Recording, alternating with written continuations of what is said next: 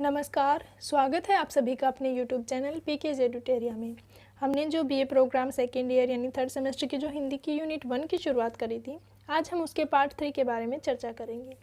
Part 2 के अंतर्गत हमने जाना था प्रेमचंद पूर्व हिंदी उपन्यास के बारे में, तो आज हम पार्ट 3 के अंतर्गत जानेंगे प्रेमचंद युगीन हिंदी उपन्यास के बारे में, यानी प्रेमचंद के समय के उपन्यास किस प्रकार के थे और पहले वाले उपन्यास से वे कैसे भिन्न थे, और क्या सिर्फ प्रेमचंद ही थे जो उपन्यास लिख रहे थे या कोई और भी उपन्यासकार उस समय थे, और अगर थे तो उनके क्या नाम तथा उनकी क्या रचनाएं हमारे सामने आती हैं, उनके बारे में हम जानने की कोशिश करेंगे। उपन्यास सम्राट या कथा सम्राट मुंशी प्रेमचंद जी। प्रेमचंद जी ने जब अपना साहित्य लिखना शुरू किया तो उनके उपन्यासों को हिंदी के सर्वोत्तम उपन्यास माना गया। उपन्यास का वास्तविक रूप, तत्व आदि संपूर्ण आदर्श उनके उपन्यासों में हमें देखने को मिलता है। आचार्य हजारी प्रसाद द्विवेदी ने प्रेमचंद जी का मूल्यांकन करते हुए लिखा है कि प्रेमचंद शताब्दियों से पददलित, अपमानित और उपेक्षित कर्षकों की आवाज़ थे। अगर आप उत्तर भारत की समस्त जनता के आचार विचार, भाषा भाव, रहन सहन, आशा आकांक्षा, दुख सुख और सूझबूझ जानना चाहते हैं तो प्रेमचंद जी से उत्तम कोई परिचायक आपको नहीं मिलेगा। अब हम प्रेमचंद युगीन हिंदी उपन्यास पर चर्चा करेंगे। इस युग में जो धुरी हैं, जो केंद्र हैं, वो प्रेमचंद जी हैं, और प्रेमचंद जी न केवल हिंदी साहित्य बल्कि औपन्यासिक साहित्य की दृष्टि से अगर हम विचार करें तो वस्तुतः उनका एक बड़ा नाम हमारे सामने आता है, और बहुत बड़े फलक पर उनके महाकाव्यात्मक सतर के उपन्यास का सर्जन उन्होंने किया है। तो ऐसी महत्वपूर्ण औपन्यासिक कृतियों का पर्दे जिस रचनाकार के साथ जुड़ा हुआ है वो है प्रेमचंद जी। अब हम जानने की कोशिश करेंगे कि प्रेमचंद जी ने कौन से उपन्यास लिखे हैं। तो प्रेमचंद जी का पहला उपन्यास जो प्रेमचंद युग का उपन्यास है वो है सेवा सदन उपन्यास, जो 1918 में प्रकाशित हुआ था। दूसरा उपन्यास है प्रेमाश्रम उपन्यास, जो 1922 में प्रकाशित हुआ था। तीसरा उपन्यास है रंगभूमि उपन्यास, जो 1925 में प्रकाशित हुआ। चौथा उपन्यास है कायाकल्प उपन्यास, जो 1926 में प्रकाशित हुआ। पांचवा उपन्यास निर्मला उपन्यास, जो 1927 में प्रकाशित हुआ। छठा गबन उपन्यास, जो 1931 में प्रकाशित हुआ, जो आपके सिलेबस में भी है। सातवां कर्मभूमि उपन्यास, जो 1933 में प्रकाशित हुआ। आठवां गोदान उपन्यास, जो 1935 में प्रकाशित हुआ। नौवां मंगलसूत्र उपन्यास, जो कि इनका अपूर्ण उपन्यास है। चूँकि हमारे प्रेमचंद युग के केंद्र जो हैं वो मुंशी प्रेमचंद जी हैं, तो बेहतर होगा कि हम थोड़ा थोड़ा इनके उपन्यासों के बारे में जान लें ताकि हमें इनको समझने में थोड़ी आसानी हो। सेवा सदन उपन्यास मध्यवर्गीय परिवारों की वैवाहिक समस्याओं का ज्वलंत दस्तावेज बनकर हमारे सामने आया। ये जो मध्यवर्गीय परिवार, इनकी समस्याएं तो बहुत है, लेकिन इसमें वैवाहिक समस्या एक बहुत बड़ी समस्या है। जैसे तिलक की समस्या, दहेज की समस्या, कुलीनता यानी कुल के अनुसार शादी करने की समस्या, ऐसी जिज्ञासाएं, तमाम प्रश्न हैं जो मध्यवर्गीय परिवारों को झेलने पड़ते। घर में विवाह के उपरांत पत्नी के मान सम्मान और विधिवत उसे एक आदर से भरा हुआ स्थान प्राप्त कराने की समस्या। क्या मध्यवर्गीय परिवारों में स्त्रियों को मान मर्यादा, प्रतिष्ठा, इसका अधिकार नहीं है? ये समस्याएं, ये प्रश्न भी प्रेमचंद जी ने उठाया है। समाज में वेश्याओं की स्थिति की समस्या को भी इसी सेवा सदन के माध्यम से उठाया गया है, और ऐसी अनेक समस्याएं प्रेमचंद जी ने अपने इस उपन्यास में उठाई हैं। दूसरा प्रेमचंद जी का जो उपन्यास है वो प्रेमाश्रम उपन्यास है, जिसका प्रकाशन 1922 में हुआ था।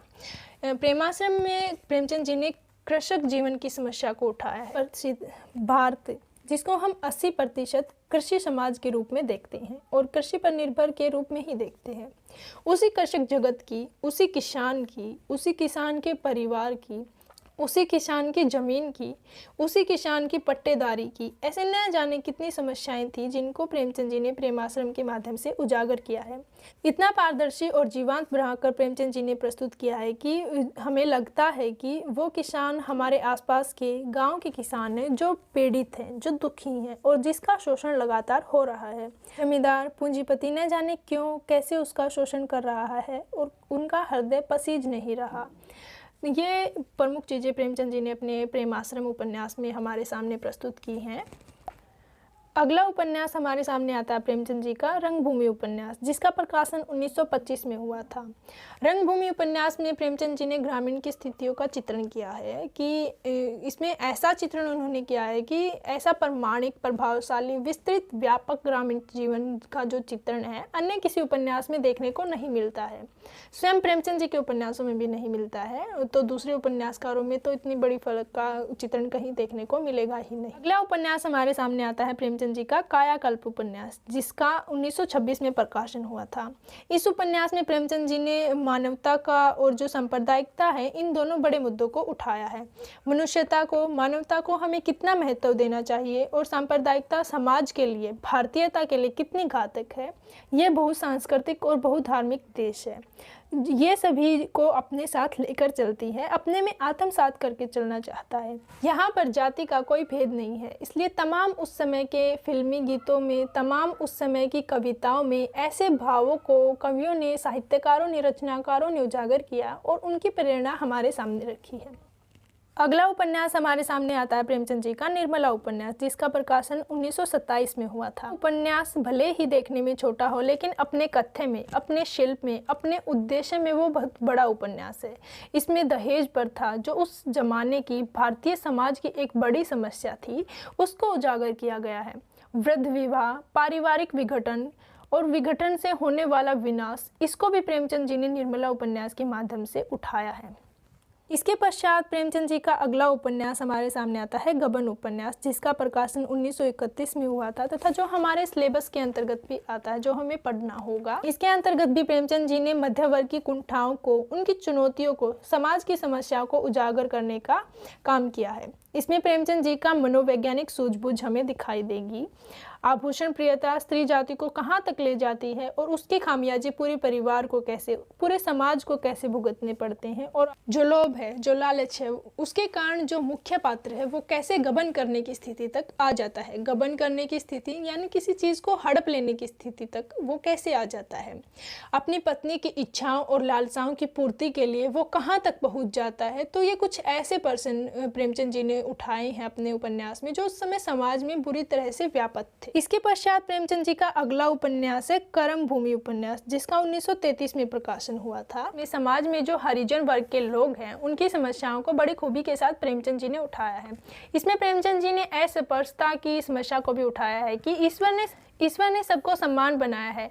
उसने कोई जाति का, कोई धर्म का भेद भगवान ने पैदा नहीं किया है। ये भेद तो इसी समाज में आकर पैदा हुए हैं, वे भी प्रश्न उसमें उठाए गए हैं। इसके पश्चात प्रेमचंद जी का अगला उपन्यास हमारे सामने आता है गोदान, जिसका 1935 में प्रकाशन हुआ था। गोदान को तो ग्रामीण जीवन का, कृषि संस्कृति का महाकाव्य या महाकाव्यात्मक उपन्यास भी कहा जाता है। बहुत सारे आलोचकों ने इस बात पर चर्चा भी की है कि कृषि जीवन का महाकाव्यात्मक उपन्यास कोई है, कृषि संस्कृति का कोई महाकाव्यात्मक उपन्यास यदि कोई है, कोई दस्तावेज अगर है, तो वह गोदान ही है। पश्चात उनका उपन्यास है मंगलसूत्र, जो उनका अपूर्ण उपन्यास है।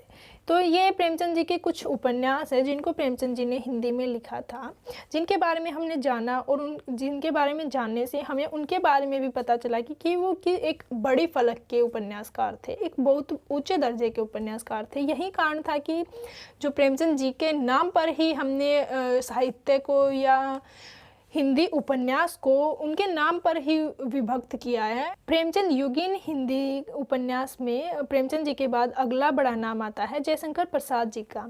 प्रसाद जी भी एक बहुत बड़े प्रसिद्ध उपन्यासकार रहे हैं। इन्होंने कंकाल उपन्यास 1929 में, तितली उपन्यास 1934 तथा इरावती उपन्यास, जो इनका अधूरा उपन्यास है। कंकाल और तितली उपन्यास जो प्रसाद जी के रहे हैं, ये बहुत बड़े फलक के उपन्यास रहे हैं इनके। तितली उपन्यास में प्रसाद जी ने ग्रामीण और कृषक जीवन की रचना की है, तो वहीं कंकाल उपन्यास में अवैध अज्ञात कुल की और त्याज्य संतानों की दर्द भरी समस्या को सामने रखा है। ये दोनों उपन्यास उस समय में, उस समाज में बड़ी समस्याएं थी, उनका सामना कैसे किया जाए, उनकी समस्याओं को प्रसाद जी ने इन दोनों उपन्यासों के माध्यम से उठाया है।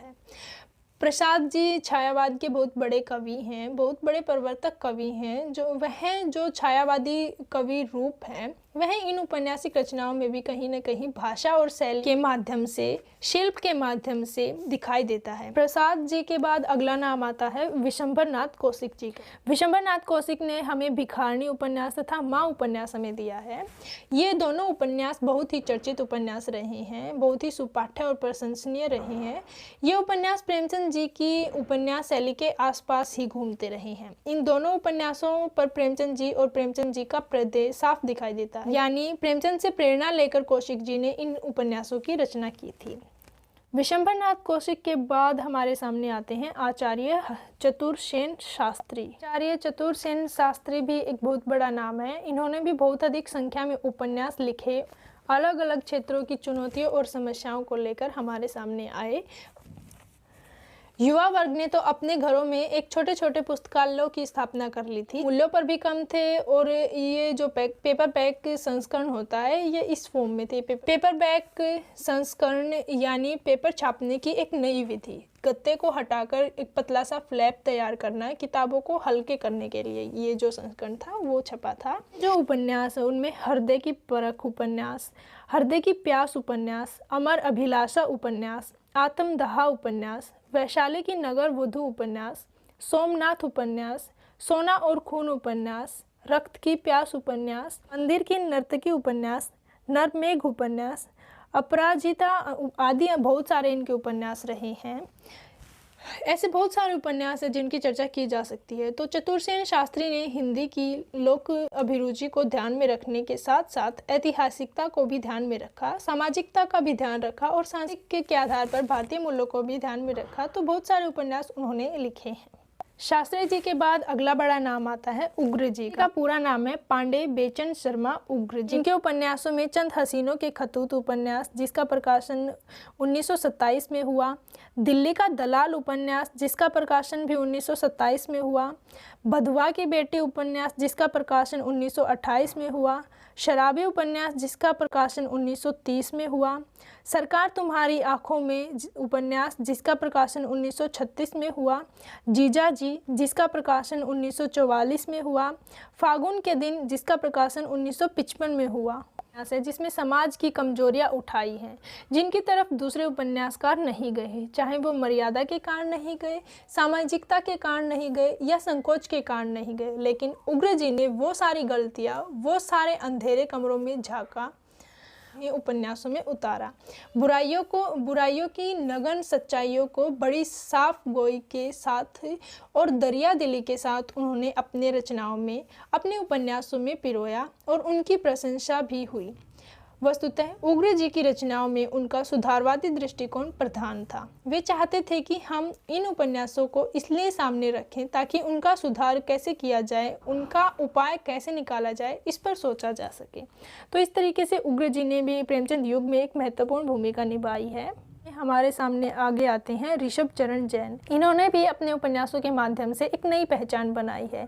इनके उपन्यासों में दिल्ली का व्यभिचार उपन्यास, दुराचार के अड्डे उपन्यास, वैश्यापुत्र उपन्यास, चंपाकली उपन्यास, मास्टर साहेब उपन्यास, चांदनी रात और गदर उपन्यास आदि इन जाने कितनी औपन्यासिक रचनाएं मिलती हैं जो बहुत ही प्रसिद्ध और बहुत ही सुपठ्य इनकी रही हैं। इसी क्रम में आगे हमारे सामने आते हैं प्रताप नारायण श्रीवास्तव। इन्होंने भी बहुत सारे उपन्यास हमारे सामने रखे हैं। विधा उपन्यास, विजय उपन्यास, विकास उपन्यास, विसर्जन उपन्यास, बेकसी का मजार उपन्यास आदि इनकी बहुत सारी रचनाएं रही हैं। ये भी आदर्शवादी उपन्यासकार के रूप में हमारे सामने आए। उन्होंने अपने उपन्यासों की कथा वस्तु को जब बुना और जो पात्रों की परिकल्पना की, उनमें कुछ आदर्श मूल्यों की, भारतीय संस्कृति के मूल्यों की स्थापना को ध्यान में रखकर इन्होंने इस तरह की औपन्यासिक रचनाएं की हैं। इसी क्रम में आगे हमारे सामने आते हैं वृंदावन लाल वर्मा। ऐतिहासिक उपन्यासों में गढ़ कुंठार उपन्यास, विराज की पदामिनी उपन्यास, झांसी की रानी उपन्यास, मृगनयन उपन्यास, टट्टे काटे उपन्यास, माधव जी सिंधा उपन्यास आदि इनके रहे हैं। और सामाजिक उपन्यासों में इनके हमारे सामने संगम उपन्यास, लगन उपन्यास, प्रत्यागत उपन्यास, कुंडली चक्र उपन्यास आदि हमारे सामने रहे हैं।